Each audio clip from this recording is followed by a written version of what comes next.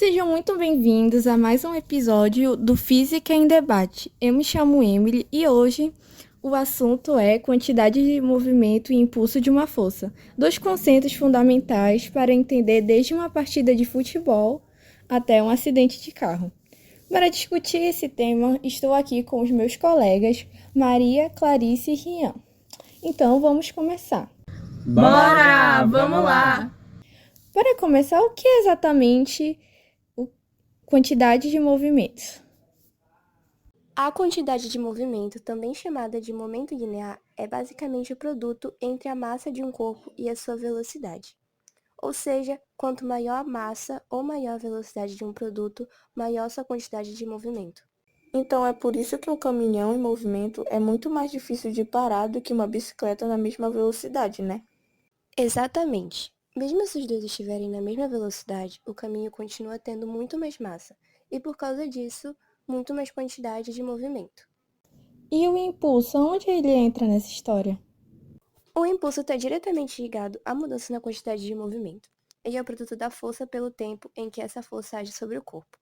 Em outras palavras, o impulso é o que faz o movimento mudar. Ele aumenta ou diminui a quantidade de movimento de um objeto. Então, quando o impulso é aplicado, a quantidade de movimento muda. Isso quer dizer que o impulso e a quantidade de movimento estão relacionadas pela segunda lei de Newton, né? Perfeito! A segunda lei de Newton pode ser escrita como o que mostra exatamente essa relação. Mas enquanto nenhuma força externa atua, o que acontece com a quantidade de movimento? Bom, nesse caso, temos o princípio da conservação da quantidade de movimento. Em um sistema isolado, a quantidade total de movimento se mantém constante. Por exemplo, em uma colisão entre dois corpos, a soma da quantidade de movimento antes e depois da colisão é a mesma, mesmo que as velocidades individuais mudem.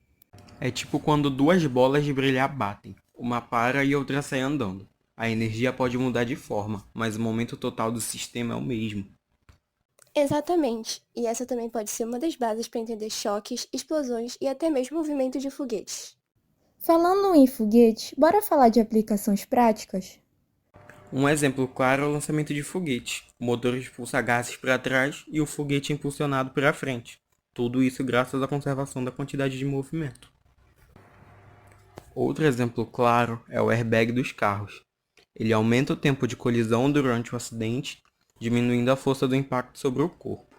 O impulso é o mesmo, mas o tempo maior reduz a força média. Tem também o esporte. Em jogos de beisebol ou futebol, o tempo de contato entre a bola e o taco, ou o pé, determina o impulso. Quanto maior o tempo e a força, maior a velocidade que a bola ganha. E isso até mesmo no cotidiano. Quando a gente pula, os nossos músculos aplicam o movimento contra o chão. O chão reage com uma força igual e oposta, e é isso que nos faz sair do chão. Então, gente, para resumir, a quantidade de movimento depende da massa e da velocidade. O impulso é o produto da força pelo tempo de ação, e ambos estão ligados pela segunda lei de Newton e pela conservação do movimento. E tudo isso explica desde o porquê de um carro frear até o funcionamento de um foguete.